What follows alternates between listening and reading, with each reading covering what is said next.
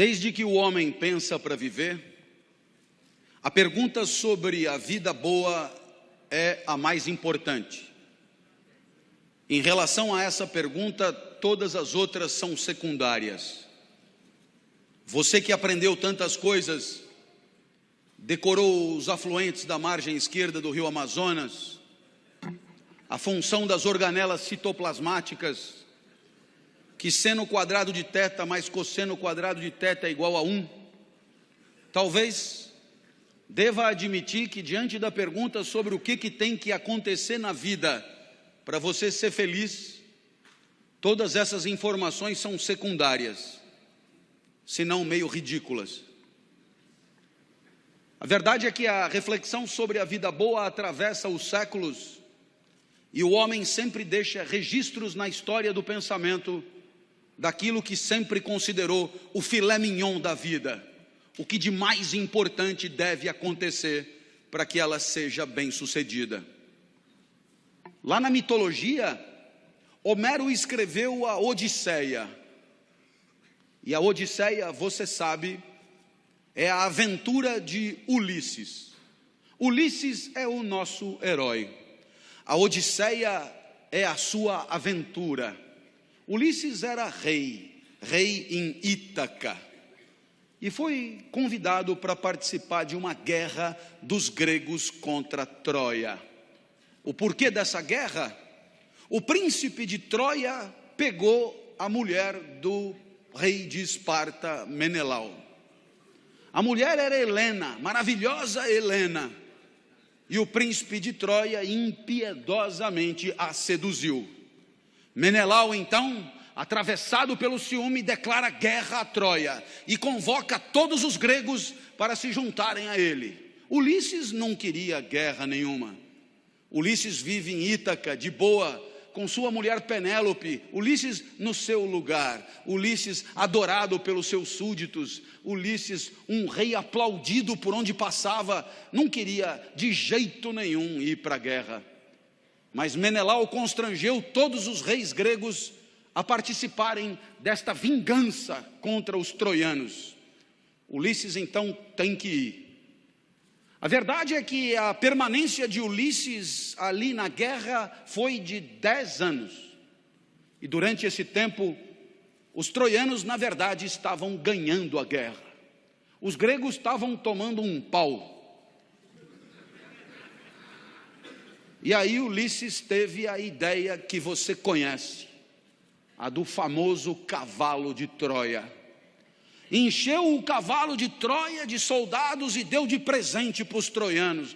Os troianos enchendo a cara, comemorando a vitória. Os gregos desceram de dentro do cavalo e ganharam a guerra. O cavalo devia ser grande. Aí então Ulisses volta para casa. Foi condecorado herói, mas durante a guerra, Ulisses fez uma bobagem. Ele furou o olho do cíclope Polifemo, filho de Poseidon, deus dos mares. E, meu amigo, ele furou o olho do deus dos mares, do cíclope, do filho dele.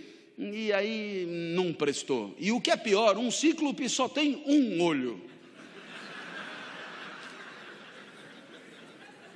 Poseidon então, enraivecido, resolve aborrecer Ulisses. E Ulisses vai levar 10 anos para voltar para casa. Claro, deus dos mares na Grécia tinha tudo para aborrecer Ulisses. E Ulisses não conseguia voltar para casa. Dos 10 anos que Ulisses levou para voltar para casa, 7 anos foram passados na ilha de Calipso. Calipso, uma deusa grega, dizem que maravilhosa. Imagine como quiser. Afinal é mitologia, nada disso existe mesmo. Eu imagino Calipso mais ou menos com o sorriso de Isis Valverde. O resto de Juliana Paz. E glúteos de Paola Oliveira. Assim é a minha Calipso. E Calipso se apaixonou por Ulisses. E aí então Ulisses Ulisses queria cair fora, e Calipso tinha uma ilha que era quase que um resort 5 estrelas. Ela tinha ninfas a seu serviço, eram uma espécie de paquitas que estavam ali limpando, fazendo churrasquinho, assando a lagosta. E aí você, mas que espécie de castigo é esse com uma mulher dessa, com ninfas, num lugar paradisíaco? Mas toda noite Ulisses ia para a praia chorar, porque ele queria voltar para Penélope, para Ítaca, para os braços da sua amada, para o seu lugar. E aí então, Zeus manda que Calipso liberte Ulisses. Zeus é o deus dos deuses. Calipso é uma deusa de quinta. Ela tinha que liberar Ulisses. Então ela tenta uma última cartada. Ela vira para Ulisses e diz: malandro, é o seguinte, eu tenho que te liberar, mas se você ficar comigo, eu te dou a eternidade.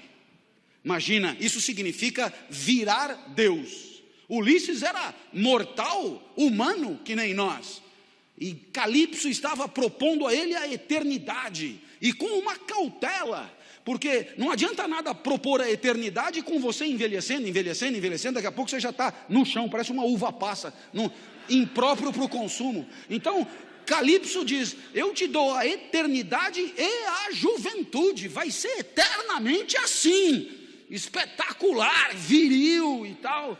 E aí Ulisses tinha essa proposta na manga, e a resposta que Ulisses dá é a primeira grande resposta da história da filosofia para a vida boa. É preferível uma vida de mortal, uma vida de humano, vivida no seu lugar, no lugar certo, do que uma vida de Deus no lugar errado. Agradeço a sua proposta. Ulisses vai embora. Está dada aí a primeira grande lição da história do pensamento ocidental.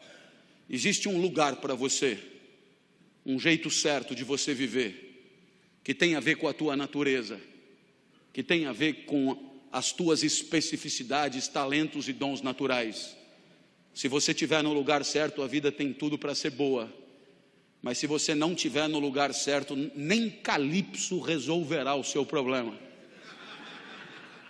É exatamente aí que a filosofia começa. O que será que a vida tem que ter para valer a pena? E o primeiro grande pensador será Aristóteles. 350 antes de Cristo, Aristóteles garante que o filé mignon da vida, o que definitivamente tem que acontecer, aquilo que você tem que buscar do nascimento à cova, é a excelência de si mesmo. E a excelência de si mesmo é o pleno desabrochar da própria natureza, é ir o mais longe possível dados os recursos naturais que são os teus. E assim você imagina que um pequeno desenhista buscará a excelência no desenho, o pequeno cantor buscará a excelência no canto. E assim Neymar buscou a excelência jogando futebol, César Cielo buscou a excelência nadando. Haverá quem tenha talento para cálculos matemáticos, haverá quem tenha talento para a venda, haverá quem tenha talento para o convencimento, outros têm talento para a explicação, tornar ideias complexas, discursos simples. Haverá tantos talentos e habilidades, e você viverá bem, você será feliz. O filé mignon da vida é ser o mais perfeito possível de si mesmo, buscar a excelência da sua própria especificidade, e aí a vida terá tido sucesso. É o que acontece com a planta. Você pega uma muda de uma planta, você espeta no solo, se a vida der certo, aquela planta se torna uma grande árvore, ela atinge o máximo de si mesma. Assim cada um de nós também deve buscar a excelência, porque a excelência é condição da felicidade. A felicidade que os gregos denominavam eudaimonia, a felicidade que é o que você sente quando você devolve para o mundo aquele investimento que o mundo te deu em talentos e habilidades, você devolve em forma de expertise, em forma de competência, em forma de performance brilhante. E aí você é feliz, porque você vai o mais longe possível naquilo que poderia ir. Pode dar errado, né? Pode dar errado porque você pode passar a vida inteira sem saber qual é a tua praia. Pode dar errado porque é muito difícil descobrir talento para música num lugar que não tem instrumentos musicais. É muito difícil descobrir talento para o desenho num lugar que não tem lápis e papel. Você pode passar a vida inteira sem saber exatamente o que a natureza esperava de você. E aí, é claro, você vai viver de qualquer jeito, sem saber exatamente qual é a tua praia, quais são as tuas forças e os teus recursos. Você acaba vivendo aonde tem lugar. Você acaba se encostando aonde deixam.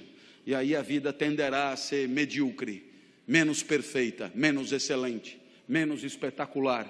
E aí ela é sem graça. Assim foi a minha até os 13 anos.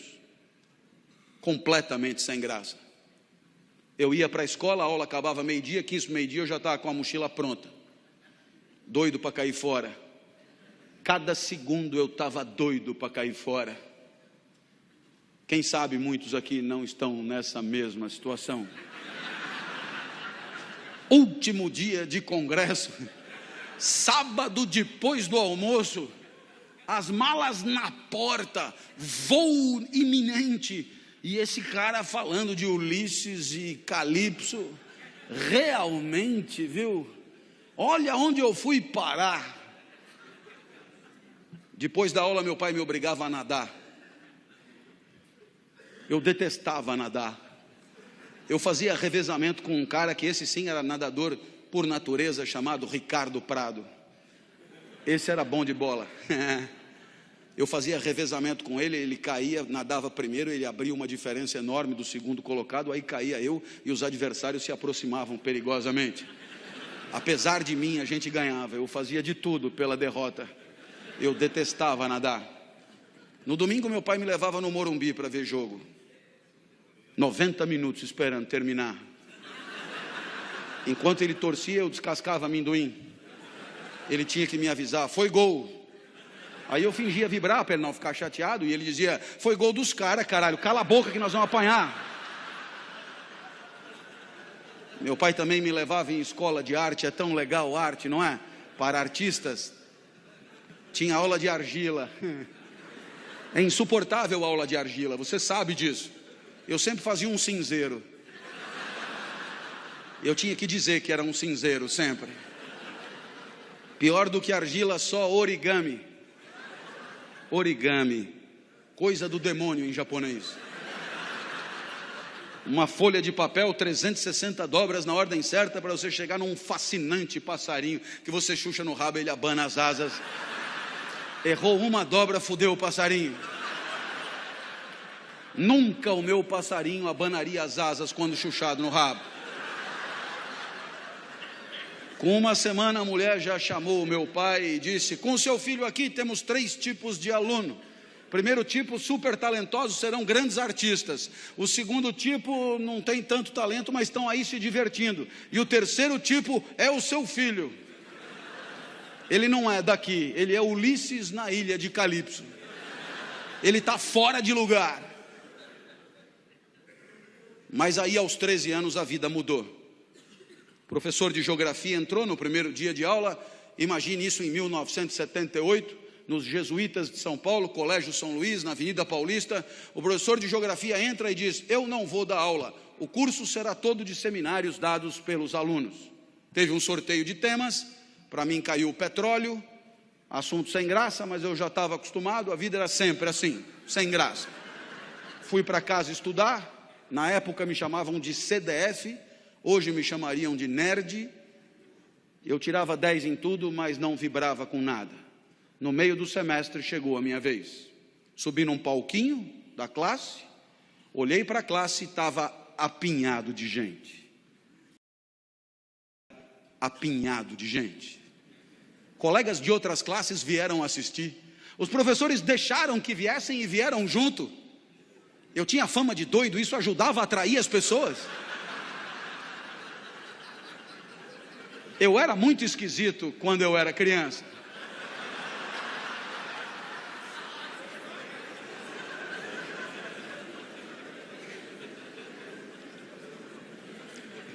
Eu sei o que você pensou, mas eu era muito mais esquisito quando eu era criança. Eu sei que pela primeira vez, quando eu olhei todo mundo ali, eu me senti bem. Foi legal estar onde eu estava. Pela primeira vez eu me senti Ulisses em Ítaca. Pela primeira vez eu estava no lugar certo. Aristóteles do lado comemorava. Pela primeira vez aquele lugar era adequado para mim, como a várzea é adequada para o arroz e o deserto ao cactus. Pela primeira vez daquele lugar eu não queria ter saído nunca.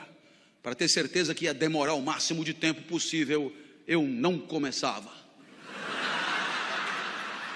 E olhava para todos em silêncio, os colegas se cutucavam, esse cara é mais doido do que eu imaginava. O professor me ameaçou, comece, eu vou lhe dar 0. Eu tive que começar, cheio de entusiasmo, falei tudo o que eu sabia sobre o petróleo. Mas eu falei rápido demais. Quando eu acabei, faltavam 50 minutos ainda. Um colega disse, professor, deixa ele continuar falando, é tão legal o jeito que ele fala. E o professor disse, ele que fale, a aula é dele. Nossa, que dilema, que dilema. Eu não queria sair dali, mas não sabia mais porra nenhuma para falar. Então eu decidi inventar sobre o petróleo. Quando eu decidi inventar, eu lembrei do meu pai. O meu pai sempre foi a pessoa mais importante da minha vida. Foi o meu pai que me criou. E o meu pai, ele nunca estudou. Mas ele dizia coisas que depois eu encontrei na filosofia mais sofisticada. Você certamente já ouviu falar de um pensador do século XIX chamado Nietzsche, que escreveu uma obra complicadíssima intitulada Assim Falava Zaratustra. Pois muito bem, nessa obra tem uma fala que meu pai dizia praticamente com as mesmas palavras. Olha só a comparação. O filósofo dizia, demore o tempo que for para perceber o que você quer da vida. E o meu pai dizia, não tenha pressa na hora de viver. Aí o filósofo dizia, percebendo o que quer da vida, não recue ante nenhum pretexto. E o meu pai dizia, para trás nem para pegar impulso. O filósofo dizia, não recue porque não falta no mundo quem queira te dissuadir. E o meu pai dizia, não recua porque o mundo está cheio de gente querendo te fuder. E o meu pai ainda sempre acrescentava com carinho para mim, seu bosta. Eu lembrei do meu pai, eu me empertiguei, ali não tinha mais como recuar, e eu disse, bem, o que eu falei até aqui está no livro de vocês, é só ler. Está fácil. A partir de agora eu peço que anotem. Porque o que eu disser não está escrito em lugar nenhum. Olhei para trás e vi que o professor arriou os óculos intrigadíssimo. Eu tive medo, mas eu lembrei do meu pai. Seu bosta. Ali não tinha mais volta. E eu comecei, não adianta nada ter petróleo no seu território se o petróleo não presta. Tem petróleo bom, mas tem petróleo ruim. Tem petróleo que não energiza nada. O petróleo não tem a mesma qualidade pelo mundo afora. Da onde eu tirei isso, não me pergunte. Mas dando palestra na Petrobras, eles me garantiram, a intuição é perfeita, tinha petróleo que não presta mesmo, tem petróleo que não energiza nada, eu já sabia aos 13 anos. Então eu me levantei mais e disse, todo mundo sabe que o melhor petróleo do mundo é o petróleo da Romênia. Começaram a anotar. Eu achei fascinante que anotassem. Então eu expliquei, do norte da Romênia, claro, região da Moldávia. A Moldávia não existe. Eu tirei das aventuras de Tintim. Eu olhei para trás e vi que o professor balançava incrédulo. Ele não devia entender nada daquilo. Eu não sei nem onde fica a Moldávia. Esse cara não pode estar zoando com a minha cara. Eu vi que era hora de quebrar ele no meio, aproveitar a fragilidade dele. Perguntei, o senhor sabia disso? Ele olhou apavorado e disse, não sabia. Eu falei, então anota para aprender alguma coisa.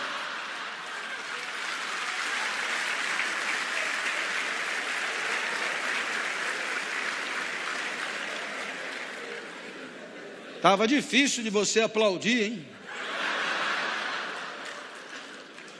Eu sei que...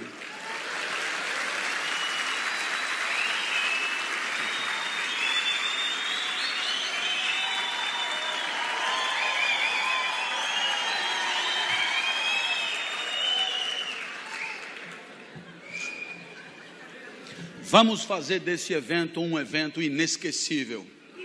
Eu vou fazer o melhor que eu puder aqui. Pode vir comigo?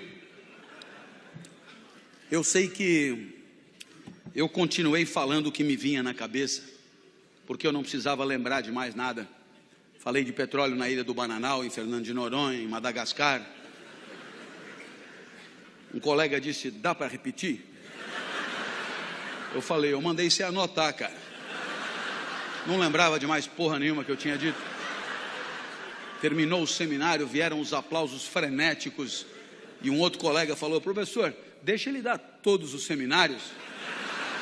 O professor falou, mas ele só estudou sobre o petróleo. Eu falei, quem falou?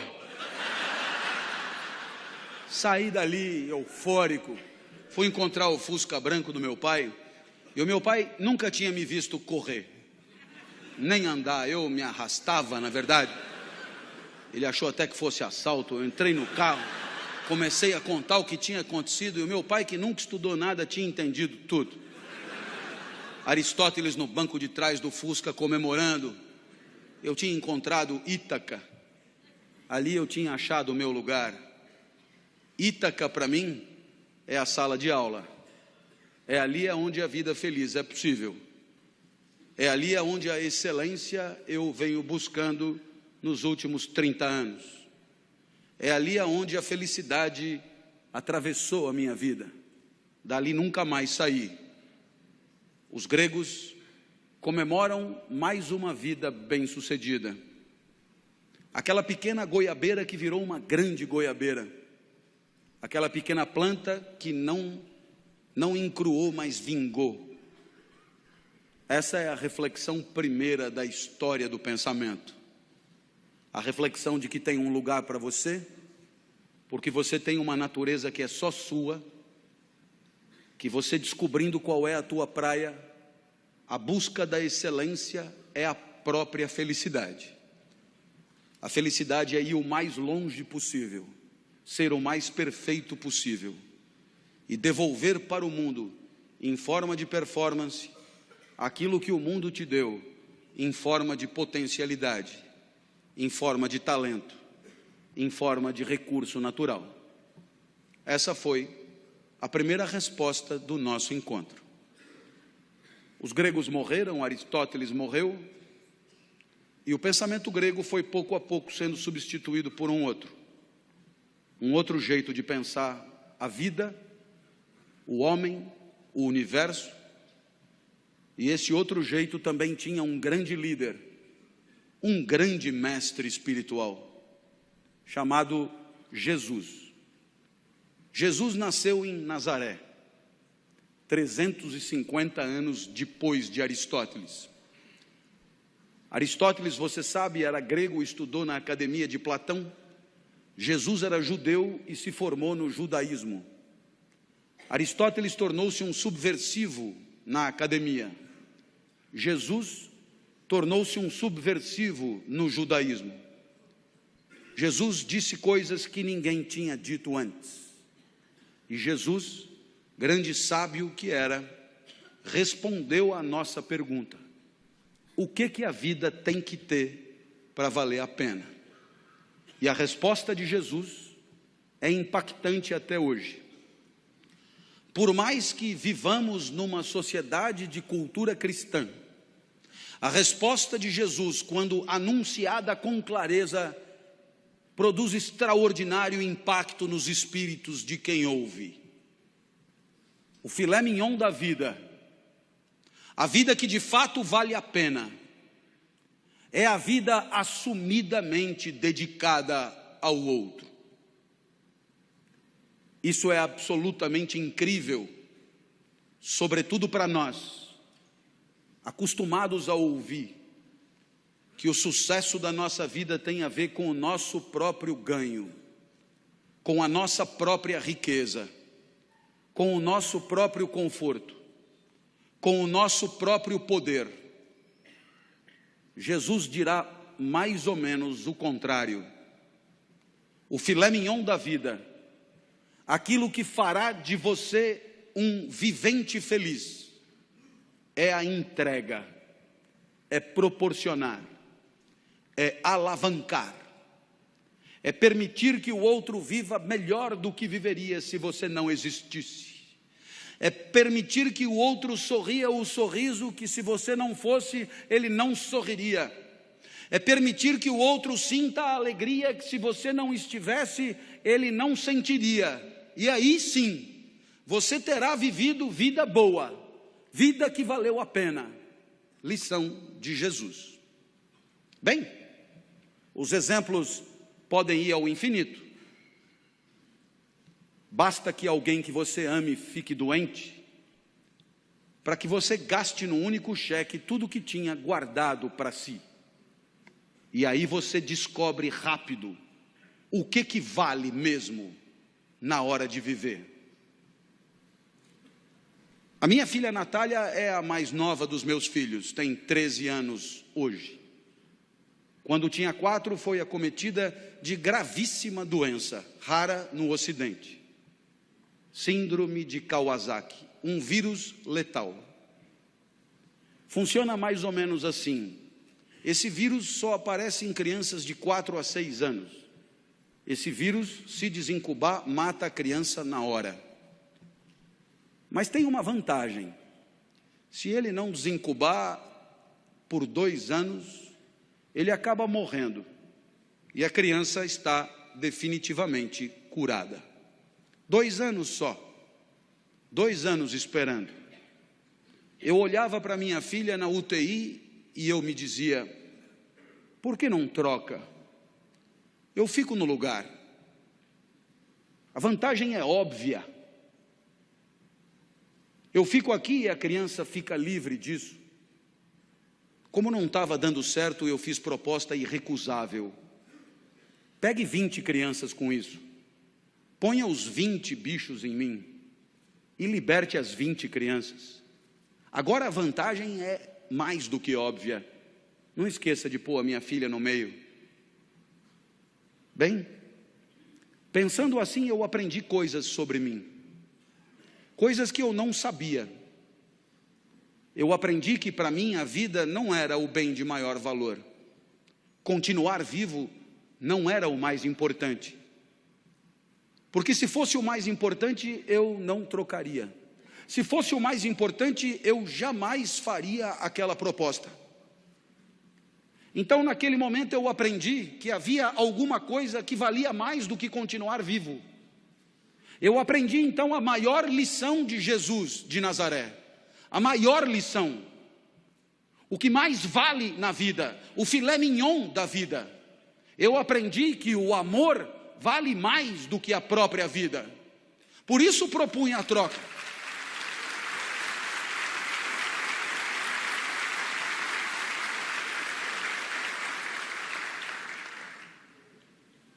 Mas é claro que por onde você andar, você encontrará o mesmo fenômeno.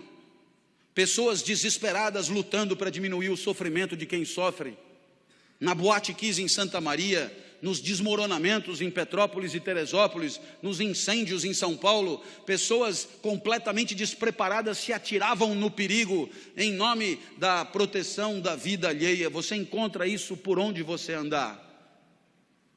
Para desdramatizar, minha filha completou 13 anos em maio, e ela virou para mim e falou, papai, ela está completamente curada, portanto, e ela falou, papai, eu queria comemorar meu aniversário em casa, queria mostrar minha casa para os meus amigos, você deixa? A minha filha sempre pede tudo para mim, porque de mim ela sabe que ela tira tudo que ela quer, depois ela só comunica à mãe. Eu já falei com o papai e ele já deixou. Vieram 39, subiram no mesmo elevador, invadiram o apartamento no mesmo segundo.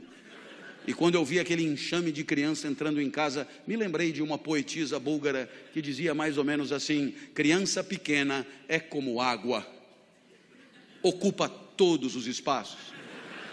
Eu me tranquei no quarto, mas a poetisa tem razão, todos os espaços. Papai, queremos brincar aí também. Minha filha, para onde você quer que eu vá?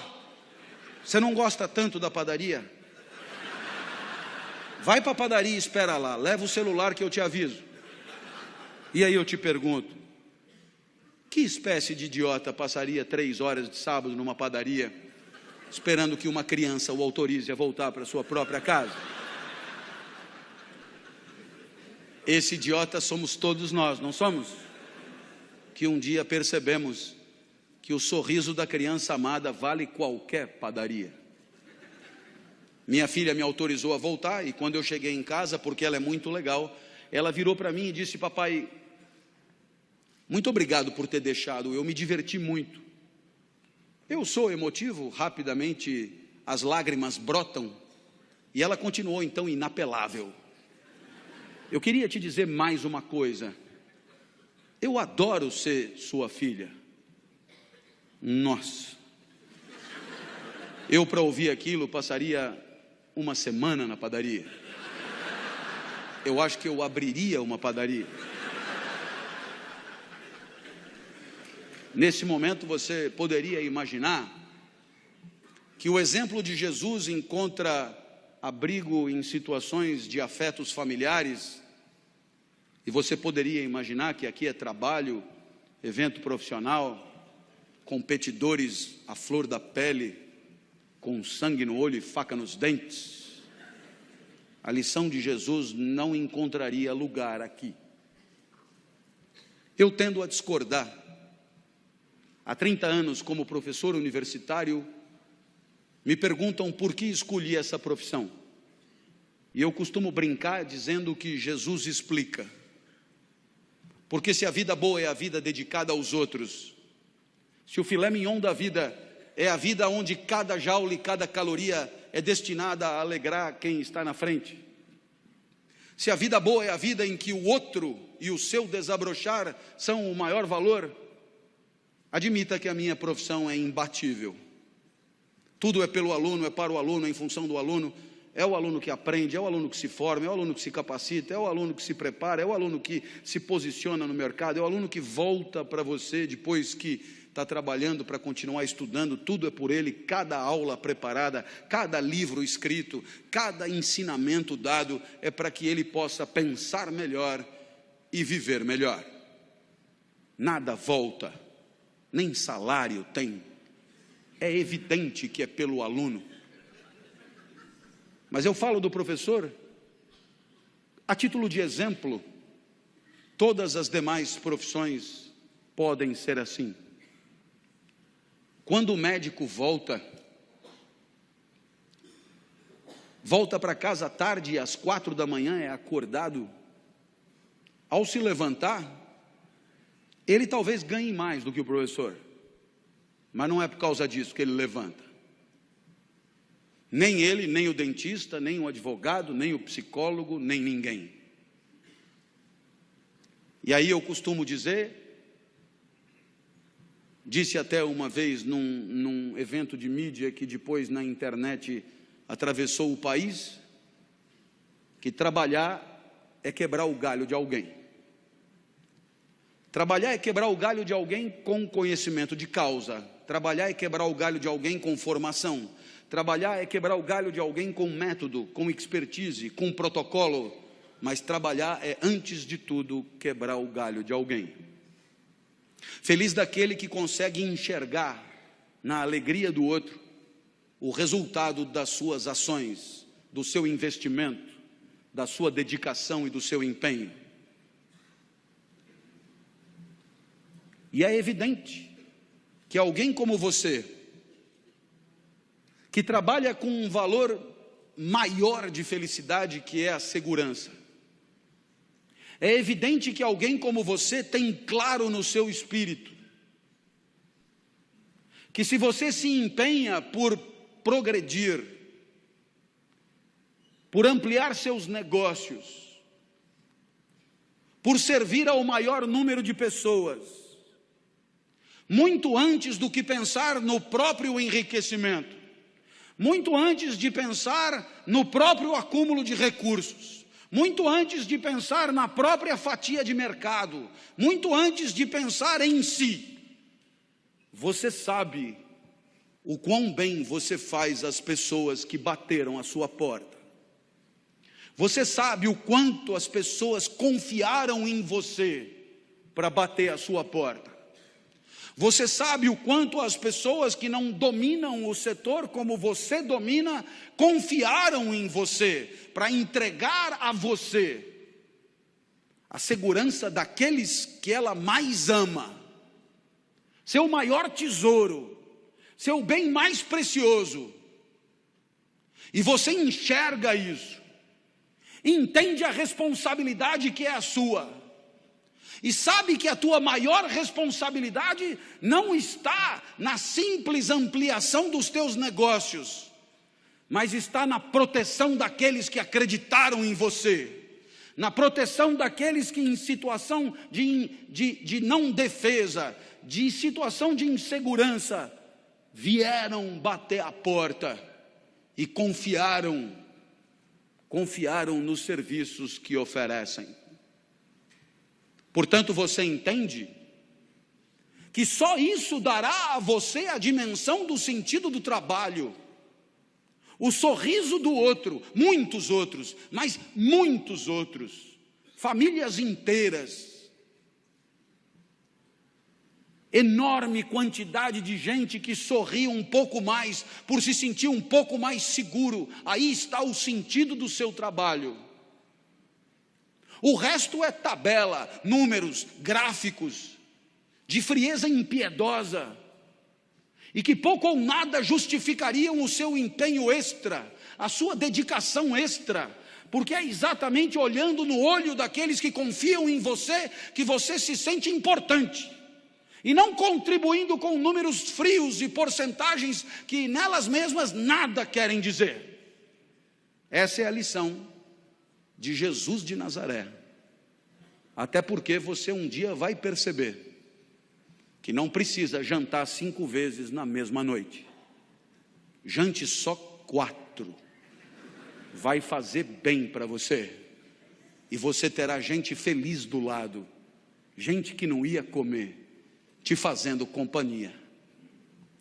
Uma homenagem a Jesus, segundo o sábio do nosso encontro.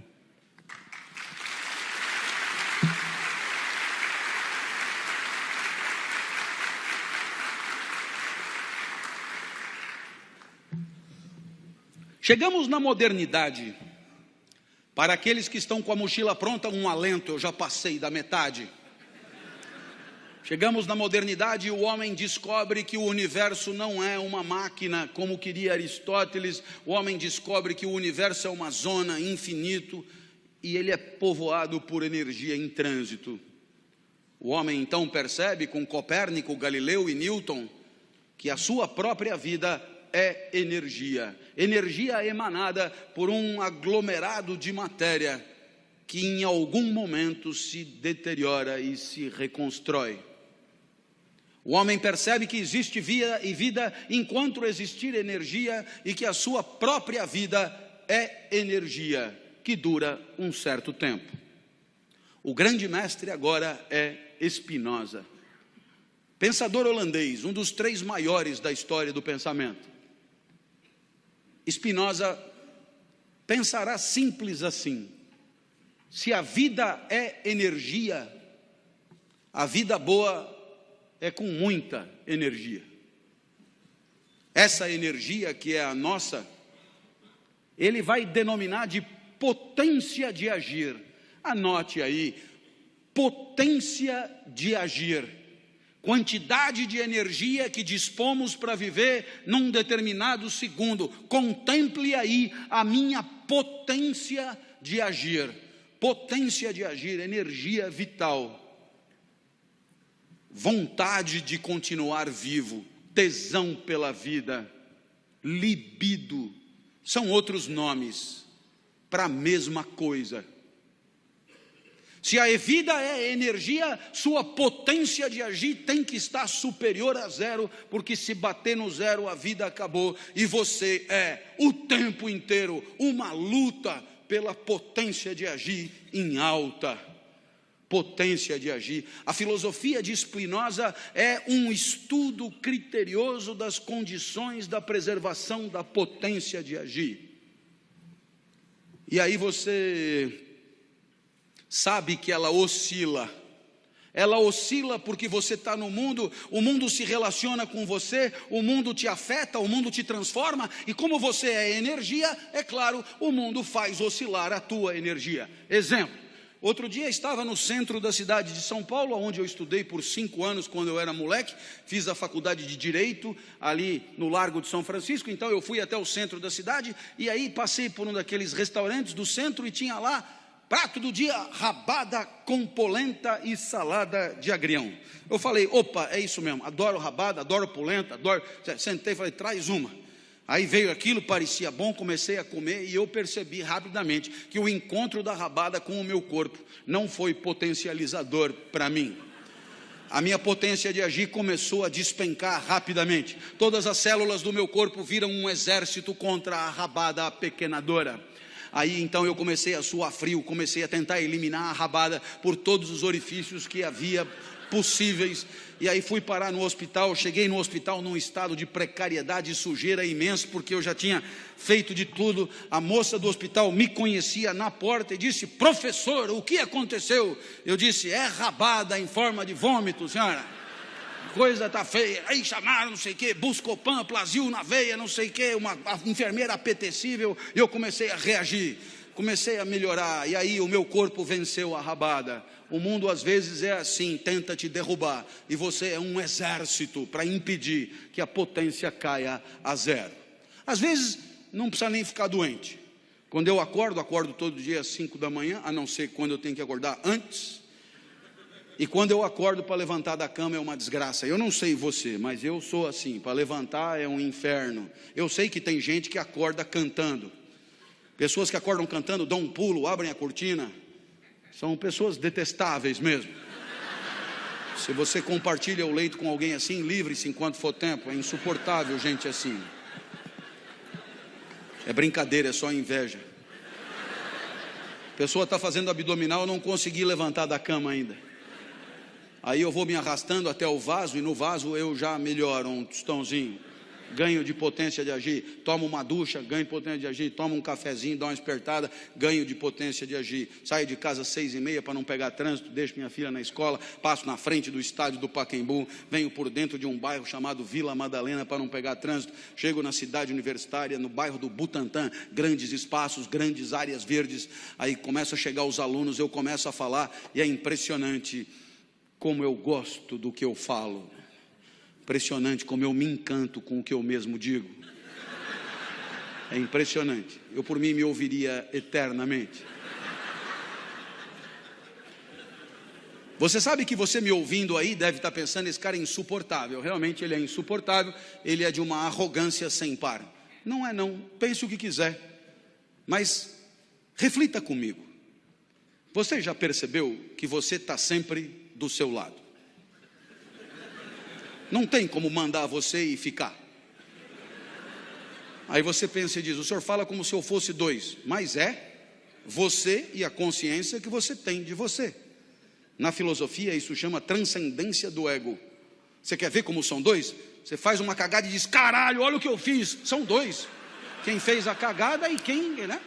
Você olha no espelho, vê que engordou, são 2, você diz, o gordinho e quem viu que engordou, um fica puto com o outro. Você encontra alguém topograficamente exuberante, decide ir, investe pesado, paga uma coca, motel Vesúvio, R$ 9,90, e você que sempre foi um demolidor, nunca nada ficou de pé, né? Boneca inflável, tomada, buraco em fechadura, você nunca deixou nada barato. Naquele dia, não é todo dia que tem pão quente, naquele dia a verticalidade foi pífia, insuficiente, e aí que você vê que você é 2 mesmo, aí são inseparáveis, é o broxa e o envergonhado, esses 2 não se separam nunca.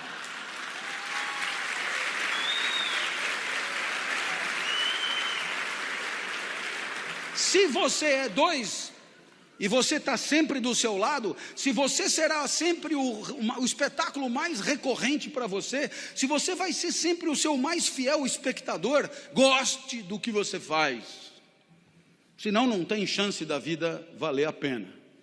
Eu adoro isso aqui, você deve perceber. Às 10 horas da manhã eu estou em cima da mesa gritando, E você perguntará: professor, o que aconteceu? 5 horas da manhã o senhor não conseguia levantar da cama, 10 horas da manhã o senhor está em cima da mesa gritando, o que aconteceu? Spinoza explica: houve ganho de potência de agir. E Spinoza vai dar um nome para isso, uma palavra que você usa o tempo inteiro, uma palavra que você conhece e que hoje aprende o significado: alegria. Alegria, conceito da filosofia do século 17. Alegria, passagem para um estado mais potente do próprio ser. Alegria, alegria é a maior distância da morte. Alegria, energia em alta. Alegria, nosso filé mignon da vida. Alegria, condições da alegria, mundo alegrador. Não sei se já aconteceu contigo, você do nada você encontra alguém que um dia você já conheceu, alguém que você não esperava de jeito nenhum encontrar, alguém que não passava nem mais remotamente na sua cabeça encontrar, e você encontra e você fica perplexo, você fica absolutamente encantado com aquele reencontro, e aí a alegria é indisfarçável, a alegria é soberana, e aquela pessoa que acabou de aparecer na sua frente é causa da tua alegria. Eu te pergunto, se você não amar o mundo, quando o mundo te alegra, se você não amar o mundo, quando o mundo te distancia da morte, vai amar o quê? O amor é a alegria pelo mundo, quando o mundo nos alegra. Lição de Spinoza: alegria. Você não tem o direito de patrocinar para si uma tristeza crônica. Você não tem o direito de aceitar passivamente que happy hour seja às 18 horas de sexta-feira. Não tem porquê a felicidade demorar tanto. Alegria segunda às 8 da manhã. Alegria no trabalho, não fora dele. Alegria pelo que você faz, não depois que acaba. Alegria pelo exercício profissional, não no descanso. A alegria que comece antes, patrocine a você a alegria, é a chance, esse momento. Você deve pensar assim: se o senhor todo dia às 10 horas está alegre, eu acho que eu vou dar aula de ética, lá na sua universidade. Não foi isso que eu falei, amigo, isso sou eu, é um exemplo. E como você deve perceber olhando para mim, eu sou diferente de você. O mundo que me alegra não é o mesmo mundo que te alegra.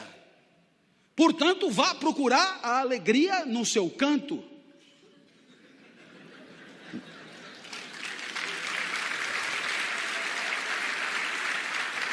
E nesse momento você poderia dizer: ponha no PowerPoint dicas de alegria para todos. Não preciso fazer isso. Vá na livraria e compre 10 lições para ser feliz, 10 lições para ser líder, 10 lições para ser sucesso, passo a passo da liderança, como eliminar seu chefe, como passar pelo seu adversário, como dar prazer na cama, como líder de sucesso, casais inteligentes e inquietos, juntos, casais inteligentes, foda justos, poder da solução, poder do cargo, poder da vida, poder da língua. 50 dicas para ser feliz para sempre. Gente, não é salame, quem mexeu no meu queijo, quem não sei o quê.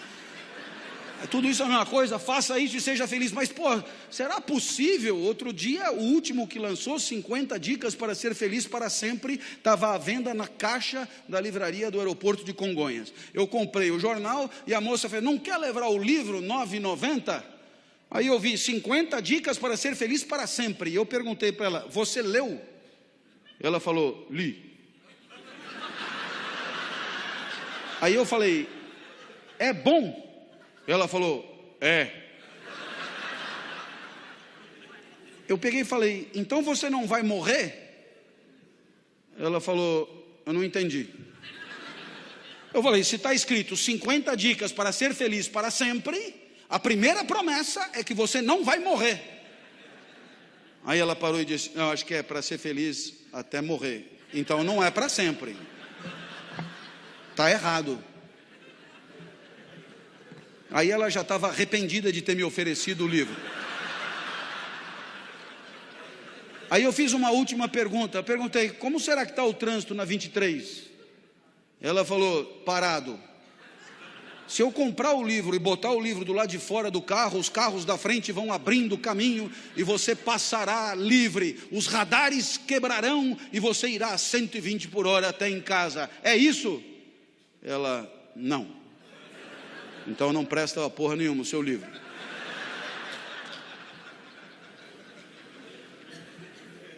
Não tem fórmula para todos? Meu médico virou para mim e disse: professor Clóvis, o senhor já melhorou a sua dieta? O que o senhor sugere?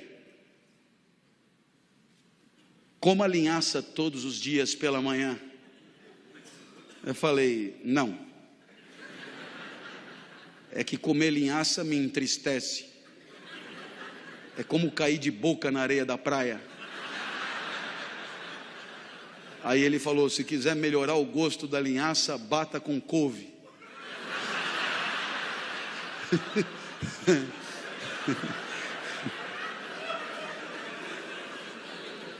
Eu falei: falando em couve, eu vou fazer uma feijoada sábado, quer vir?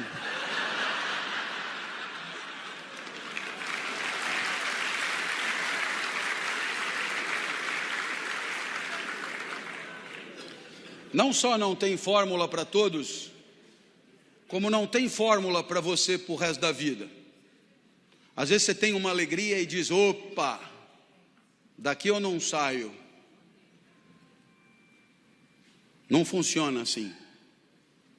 No mundo da vida, o trânsito da existência faz com que amanhã você seja outro em relação a hoje. As células não são mais as mesmas, os neurônios não são mais os mesmos, as ideias mudaram, os afetos, as sensações, nada permaneceu. Aquilo que te alegra hoje poderá bem não te alegrar amanhã. Às vezes não precisa nem esperar amanhã. Você vem pela rodovia e vê lá Casa da Pamonha, a 2 minutos. Eu nunca entendi esse tipo de placa. Como é que ele sabe que velocidade eu estou? E se eu tiver a pé?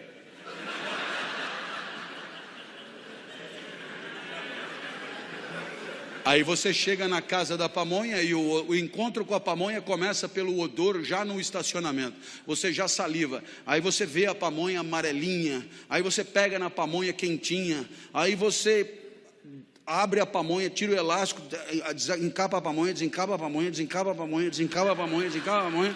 Aí você degusta a pamonha está do caralho, a pamonha está alegradora, a pamonha vivifica, a pamonha é boa, porque ela é causa da tua alegria, você ama a pamonha, espetacular, pamonha, causa da tua alegria. Aí você comete um erro grave e pensa: se essa pamonha me alegrou, então pamonhas me alegram. Pamonha e eu tudo a ver, sou um comedor de pamonha. E aí você pede a segunda. A segunda gozado já não está tão boa. Você já percebeu como nunca a segunda é tão boa? A segunda já não está tão boa. Por que a segunda não está tão boa? Porque o comedor da segunda pamonha não é mais o comedor da primeira pamonha. E por que não é mais? Porque tem milho no bucho, taxa glicêmica, menos fome, é outro corpo. Então o encontro com a segunda pamonha é outro encontro, menos alegrador. Mas você é fiel à pamonha, pede a terceira. Cabra macho. Na 10ª pamonha você percebe que tem algum problema na sua teoria de comedor de pamonha. A 10ª pamonha desorganiza as relações vitais. A 10ª pamonha te apequena a potência violentamente. A 10ª pamonha já não consegue comer fora do vaso. Se você não parar, vai morrer. A mesma pamonha que te alegrou está na iminência de te matar. Em meia hora, hein? O que vale para a pamonha vale para qualquer coisa. Matrimônio, por exemplo. Quase sempre a lua de mel corresponde à primeira pamonha.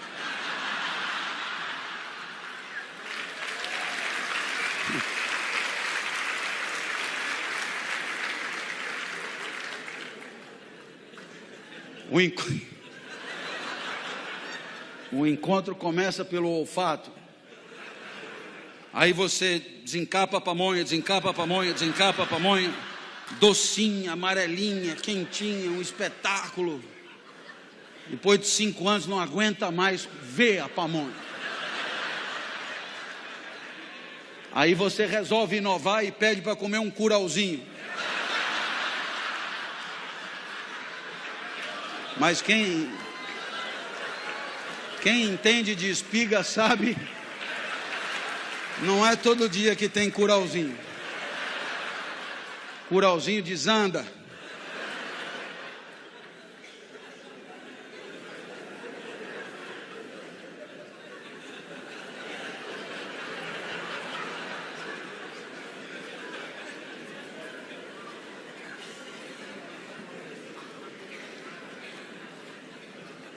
O Brasil meteu 3-0 na Espanha, na Copa das Confederações. E é claro que quando você ganha de 3-0 do campeão do mundo, você poderia pensar assim: daqui 1 ano, jogando no mesmo lugar, no mesmo estádio, com o mesmo time, o mesmo técnico, a mesma torcida, o mesmo hino, a mesma temperatura, vamos ganhar novamente. Então, só que não, como eles dizem. Porque durante 1 ano nós pioramos. Júlio César foi jogar no poderoso futebol canadense.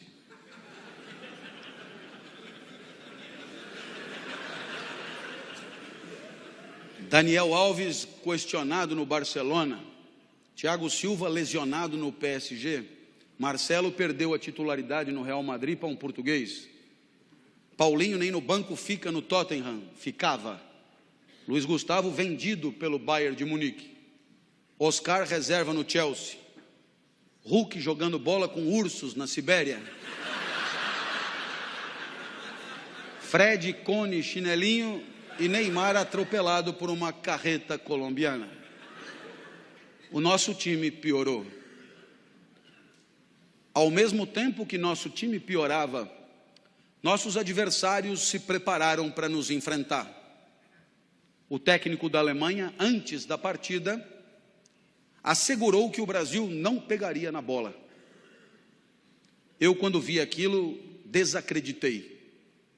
Como que esse cara pode afirmar que jogando contra a seleção brasileira de futebol, no Brasil, o Brasil não pegaria na bola? E ele ainda deu exemplos antes do jogo. E ele disse: quando o Júlio César bate tiro de meta, 9 de cada 10 vezes a bola cai com o Oscar. Quando ele sai jogando com a defesa, 9,5 de cada 10 vezes ele sai jogando com o Daniel Alves. Os meus jogadores estão atentos, foram treinados para isso. Se Júlio César tomar distância da bola, vai bater tiro de meta.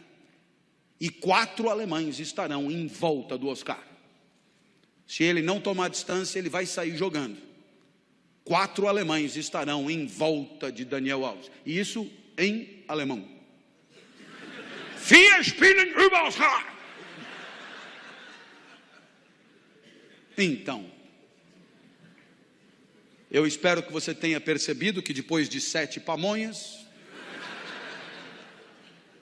talvez tenhamos tido uma excelente oportunidade para uma lição que nos interessa a todos. A vitória de ontem não faz de você um vitorioso por definição. Não é porque aqui nasceram Pelé, Rivelino, Tostão, Garrincha, Didi, Sócrates, Zico, Falcão, que o Brasil é o país do futebol. Eu sei que pode ser chato de ouvir, mas é muito lúcido. A vitória de ontem é a vitória de ontem. A vida é uma sequência de encontros inéditos com o mundo. A vitória de ontem e a alegria de ontem não garantem por si a alegria de hoje. Sobretudo num mundo que se transforma numa velocidade insólita. Brindando a todos com complexidade inédita. Assim, as competências que você teve um dia para se alegrar, talvez sejam insuficientes para hoje, porque durante a semana surgiram problemas para os quais você não tem competência. Você terá se transformado em uma semana de vitorioso em fracassado, de alegre em triste. Portanto, a lição de Spinoza é uma lição de humildade. Humildade diante da vida. Não é porque em algumas vezes na minha vida eu triunfei, que eu triunfarei por definição, por decreto, necessariamente. É muito provável que hoje eu tenha que encarar uma dificuldade para a qual eu não esteja preparado. Portanto, se a vitória de ontem não faz de você um vitorioso, cada vitória exige uma nova preparação. Vocês devem imaginar que nessa vida que é a minha hoje de palestrante, cada vez mais palestrante, cada vez menos professor, a minha vida na universidade terminará em dezembro desse ano, depois de 30 anos. Nos dias de hoje, de cada 10 palestras que eu dou, 7 são sobre inovação. E essa preocupação é o resultado de um entendimento que me parece claramente apresentado por Spinoza. A certeza de que, se ontem você comemorou, é hora de baixar a bola, começar tudo de novo. Tivemos um ano entre a Copa das Confederações e a Copa do Mundo para descobrir algum novo talento. Tivemos um ano para identificar nossas fragilidades defensivas. Tivemos um ano para melhorar nossas jogadas de ataque. Tivemos um ano para assegurar fluência entre a defesa e o ataque. Tivemos um ano para nos preparar para uma eventual ausência de Neymar. Tivemos um ano para tanta coisa, mas nada disso aconteceu. Preferimos tirar foto, preferimos lucrar, preferimos acreditar que a alegria de ontem garantiria a alegria de hoje. Por quê? Porque é assim, o Brasil é o país do futebol, e os alemães são cintura dura. Essa prepotência, essa empáfia, que faz da alegria uma verdade eterna, desprepara para a vida. A humildade de entender que o mundo é sempre mais complexo do que nossa capacidade para diagnosticá-lo é condição de uma alegria que se repete. A vitória de ontem e a vitória de hoje. A vitória de ontem merecida, porque houve brio, preparo, dedicação. A vitória de hoje também merecida, mais merecida até, porque não sentamos nos louros da de ontem e nos preparamos tudo de novo, melhor ainda. Chegamos no mundo de hoje, e na hora de refletir sobre a vida que vale a pena, surgirá uma última resposta. Um último esforço, um último arranque. A resposta é do grande sábio Rousseau, Jean-Jacques Rousseau, aquele mesmo da Revolução Francesa, que nasceu na Suíça, mas que ficou muito conhecido por ter ajudado com a sua inteligência a desencadear o processo revolucionário na França. Rousseau dirá que a felicidade do homem nada tem a ver com o resto da natureza, porque a vida do homem nada tem a ver com a vida do resto da natureza.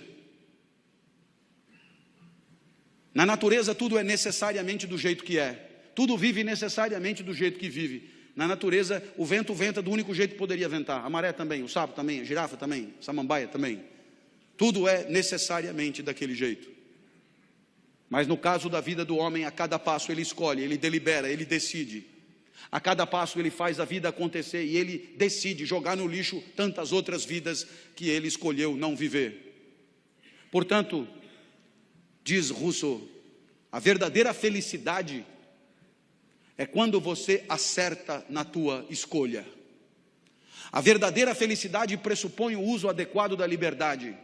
Ninguém comemora mitoses e meioses dentro do próprio corpo, porque isso é inapelável, isso acontecerá de qualquer jeito. O homem comemora quando ele acerta tendo podido errar, quando ele triunfa tendo podido fracassar, quando ele ganha tendo podido perder. É aí que ele vibra. A felicidade do homem está ausente do resto da natureza, porque na natureza ninguém escolhe nada. Imagina uma pera grudada na pereira, se ela pudesse decidir não cair. Está chovendo hoje, vamos sujar toda, melhor deixar para cair amanhã. E a pereira diz, melhor cair hoje, amanhã você vai estar madura demais, quando cair vai se esborrachar. E a pera diz, não quero cair, vão acabar me comendo. Essa é a história da pera que decidiu apodrecer na pereira. História ridícula. Pera quando tem que cair, cai e acabou, todo mundo sabe. Mas o meu filho mais velho tem 27 anos. Como você vê, eu tenho filho de todas as idades.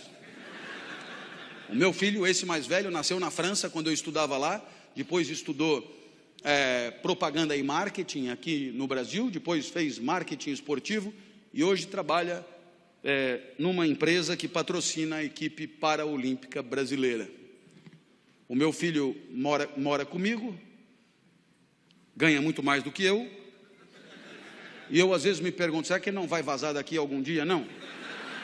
Tenho tantos planos para o quarto dele, mas toda vez que ele vem falar comigo sobre a vida, ele me diz o contrário do que eu acho que finalmente ele vai anunciar. Puxa, pai, como eu sou feliz de morar aqui com você. O meu filho é uma pera que apodrecerá na pereira.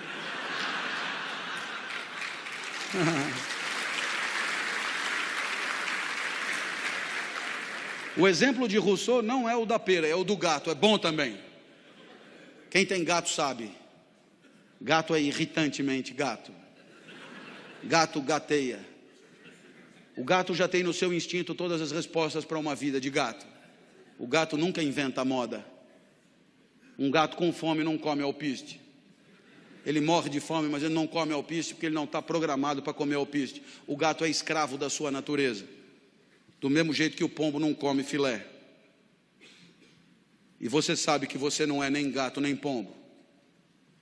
Porque se tiver com fome, come o alpiste fácil. Hoje você chama de linhaça. Se tiver com fome, come o filé assado, cozido na chapa, frita, cavalo, cru com ovo cru. Se o calo apertar, você come o gato, come o pombo. Boneca inflável. Antigamente se dizia que o céu é o limite, mas o homem já furou o céu há muito tempo. Para o homem não há limite.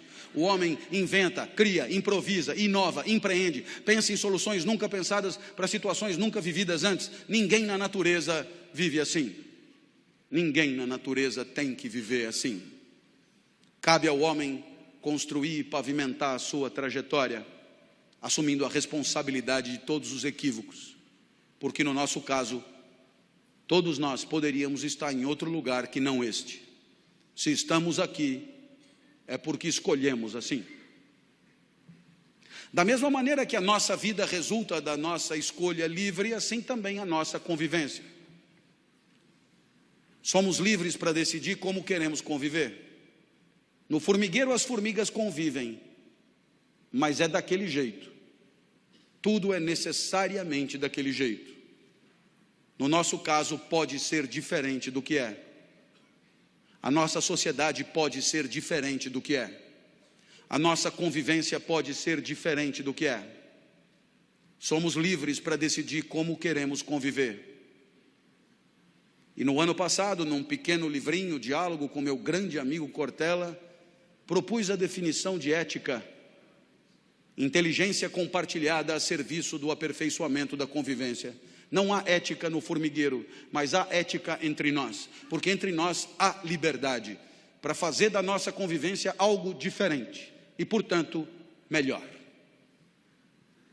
Por isso eu digo aos meus alunos no primeiro dia de aula, só a primeira aula é obrigatória, porque nessa primeira aula, exercício de ética número 1, vamos livremente decidir como queremos conviver. Que todos falem.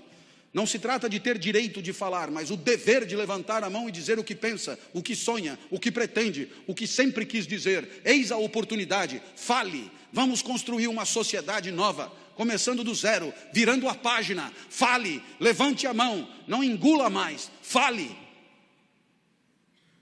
A gente fala, e depois no final da aula eu digo, a partir de agora você volta se quiser. Quase todo mundo volta. E alguns ainda trazem a mãe. Professor, eu voltei para casa, contei para minha mãe como foi a primeira aula, minha mãe não acreditou, trouxe para ela ver, dá para ela entrar?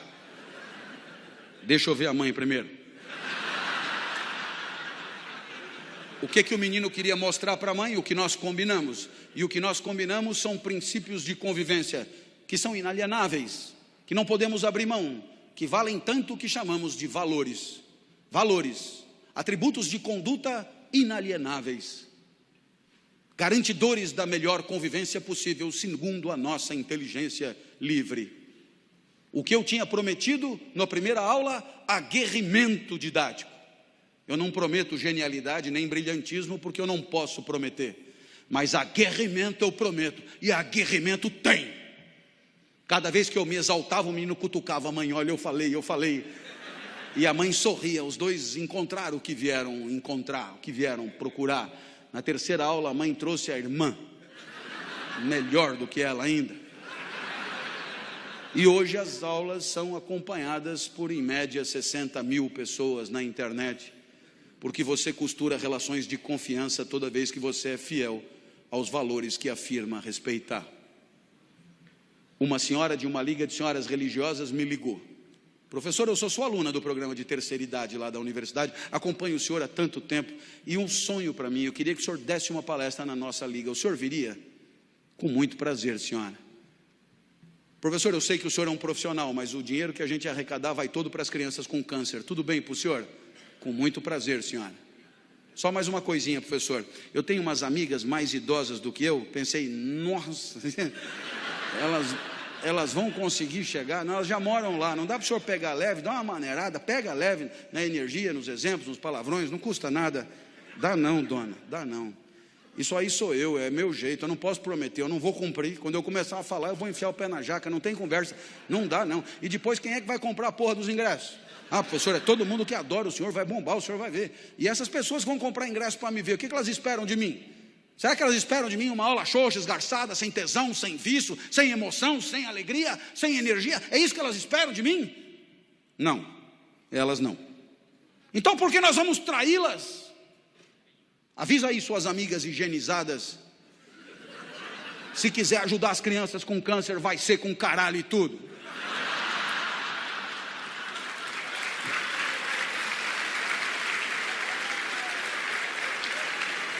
Eu nunca falei tanto caralho numa palestra como naquela. Eu só vi as velhotas se acomodando na cadeira, mas depois do quinto caralho eu acho que se afeiçoaram, porque já pediram outra. Professor, só não pode esquecer o caralho, hein? Tem certas coisas difíceis de deixar em casa, dona. Os valores da gente. Você que está aí desde o começo deve se lembrar que eu comecei essa palestra perguntando: o que será que tem que acontecer na vida para ela valer a pena? Para Aristóteles é a excelência de si mesmo. Para Jesus é a entrega e o amor.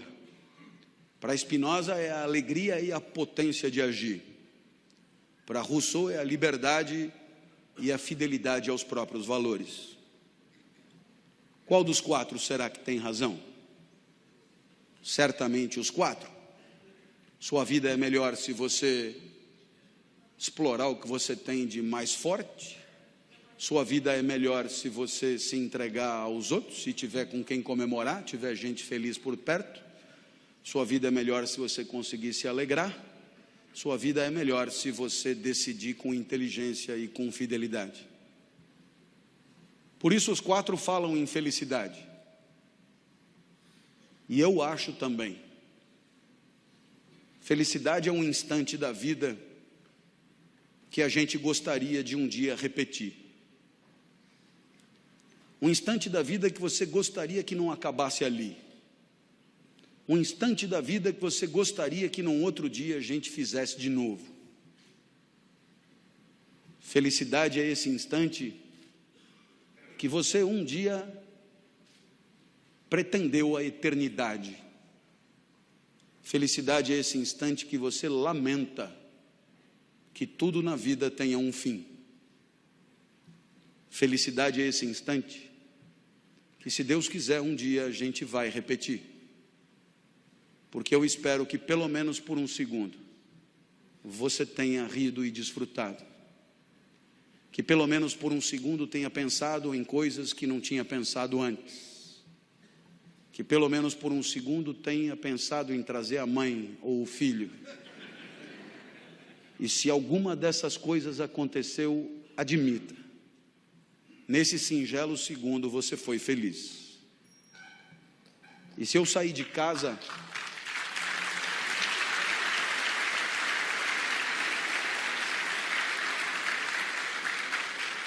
Se eu sair de casa para vir até aqui hoje, a minha única meta, aliás, a meta que todos deveríamos perseguir, a meta das metas, proporcionar a alguém que eu nunca vi, proporcionar a alguém que eu não conheço, e que talvez não venha a conhecer nunca, um mísero segundo de felicidade. Se todos nós nos dispuséssemos a ter como meta a felicidade daqueles que confiam em nós, todos nós patrocinaríamos para nós mesmos uma sociedade mais digna, uma sociedade mais honesta, uma sociedade mais justa e, portanto, uma sociedade para deixar para os nossos filhos. Tomara você tenha sido feliz por um segundo. Tomara eu tenha conseguido o que eu pretendia. Oxalá um dia repitamos. Até a próxima, se Deus quiser.